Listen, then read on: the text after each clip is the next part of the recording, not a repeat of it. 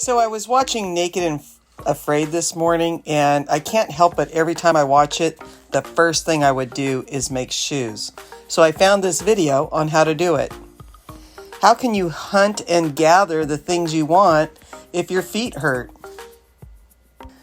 Even if for some reason you already have shoes, this is a good skill to have to gather the things you need. Fishing, hunting, gathering, even building a roof.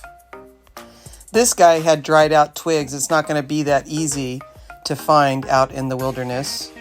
I'll be looking for that in my next video. He's from Survival Builder on YouTube. They always have fascinating videos. From what I could see, he got long twigs and cleaned them up. Of course, in his case, dried them up. And started weaving a basket around his foot. Pretty cool.